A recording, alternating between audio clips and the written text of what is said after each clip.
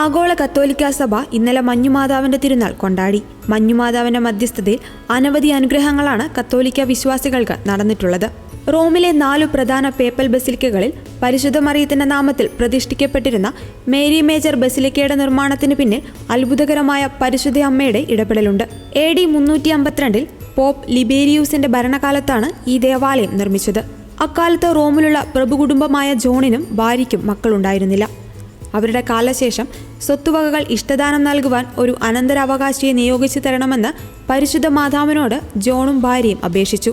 August മാസം 5 രാത്രി പരിശുദ്ധ മാതാവ് സ്വപ്നത്തിൽ പ്രത്യക്ഷപ്പെട്ട് തന്റെ ബഹുമാനത്തിനായി റോമിലെ എസ്ക്ലിൻ കുന്നിൽ ഒരു ദേവാലയം പണിയാൻ ആവശ്യപ്പെട്ടു.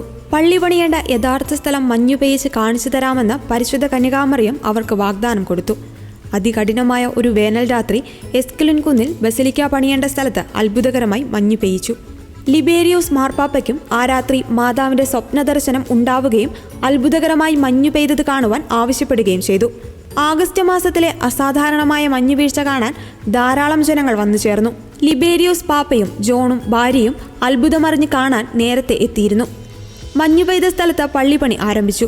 2 വർഷത്തിനുള്ളിൽ ദേവാലയ നിർമ്മിതി പൂർത്തിയാക്കി ലിബേരിയൂസ് മാർപ്പാപ്പ തന്നെ ദേവാലയം കൂദാശ ചെയ്തു.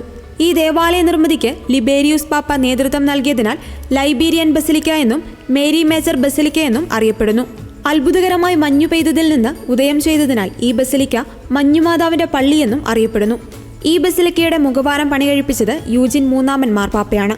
ആഗസ്റ്റ് മാസത്തിലെ അത്ഭുതകരമായ മഞ്ഞുവീഴ്ചയുടെ ഓർമ്മ പുതുക്കി എല്ലാ വർഷവും ആഗസ്റ്റ് 5 മേരി മേജർ ബസിലിക്കയുടെ സമർപ്പണ തിരുനാൾ ആഗോള കത്തോലിക്ക സഭ ആഘോഷിക്കുന്നു.